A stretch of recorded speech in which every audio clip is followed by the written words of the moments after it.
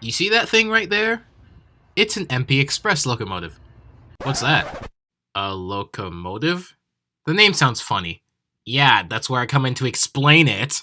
The MPI MPXpress is a line of your typical diesel-electric locomotives built by a subsidiary of Wabtec called Motive Power for commuter rail service. MPXpress locomotives were built with a high percentage of remanufactured parts, such as diesel engines, certain electrical components, trucks, frames, cabs, fuel tanks, electronics, HEP, and other replaceable parts. And just like that, the MPXpress line is essentially recycled locomotives. That's why you see things like EMD trucks on such a locomotive, while in technicality, this locomotive is kind of closer to, say, General Electric. I know, kinda weird.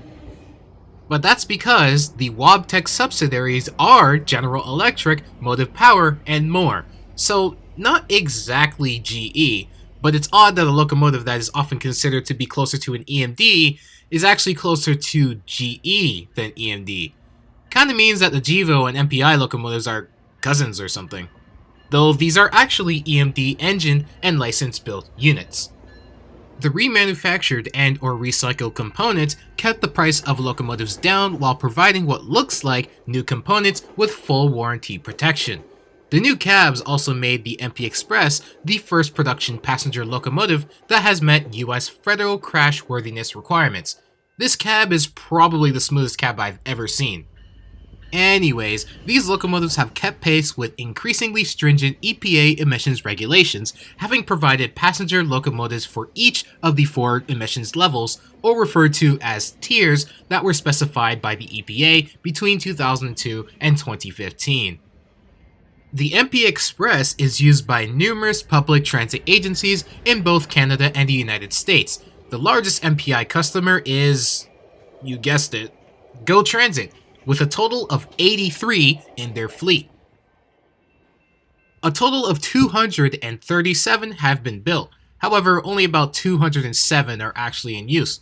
Among them, CalTrain has 6, Frontrunner with 18, GO Transit with the already mentioned 83, Marco with 6, Metrolink with 15, MBTA with 2, Metra at 27, Railrunner 9, North Star 6, however that fate is likely going to change, rest in peace North Star, Sounder with 3, Sunrail with 11, and VRE with 20, and last, West Coast Express with only 1. The first customer was CalTrain, ordering 6 of these locomotives in 2003, which were then built and delivered in the same year.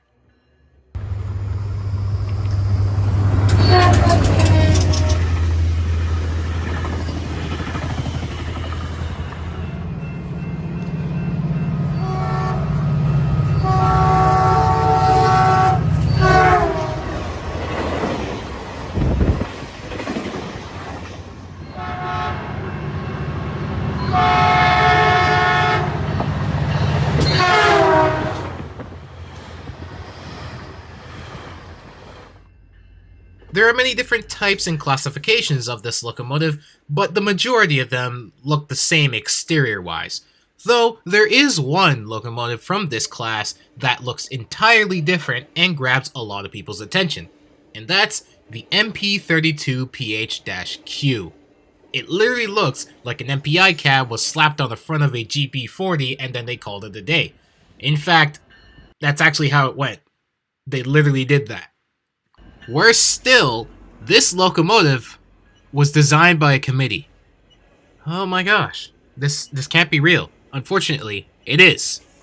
Never, ever, ever let people who have zero idea what a train is design a train. Or locomotive or whatever, you get the point. Anyways, enough about Sunrail and enough about the committee stuff. This is about the locomotive and the line of MPXpress locomotives, clearly. The MPXpress locomotive line went on with the introduction of the MP54AC, which, while geared for GO Transit, was a genset locomotive and rated for Tier 4. This locomotive became the first passenger Tier 4 locomotive to ever exist.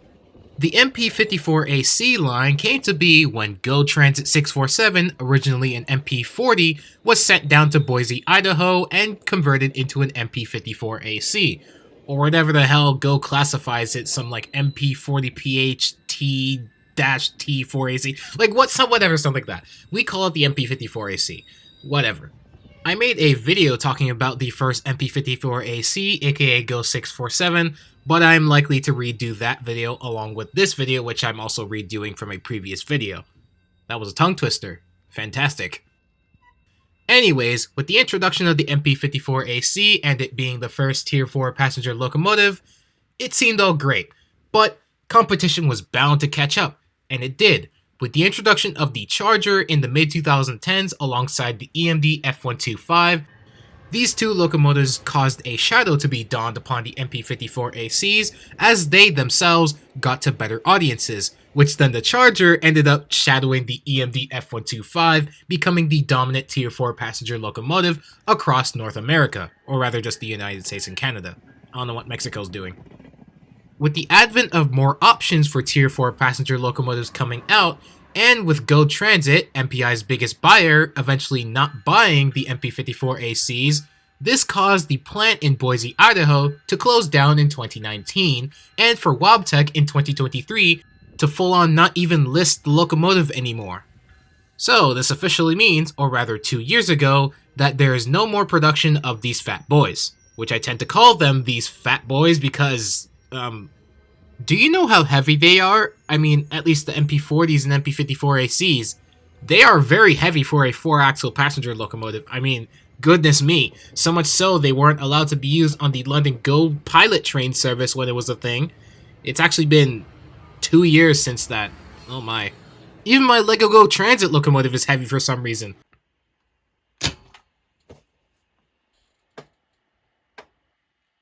No, seriously, why is this thing heavy? Like, dude, it's as heavy as my R6 Mark II with a lens on it. What? Or like a little bit lighter still. Why is it this heavy as that thing? I don't even know how that managed to become heavy too, but oh well, I guess we're really keeping the heavy tradition, even towards Lego. Anyhow, they're very heavy. The manufacturing of these locomotives lasted nearly 20 years, or 2 decades. I mean, I guess that's roughly how long manufacturing locomotives like these go, but then again, they did have the Tier 4 MP54AC, meaning they could have gone for another 10 to 20 years, maybe. But the MP54ACs were geared towards GO Transit or anyone that really has those long and heavy trains for commuter service, which basically no one. So when GO Transit stopped buying this locomotive type, it was really just game over, and there, they just stopped and closed down, eventually not even listing this locomotive.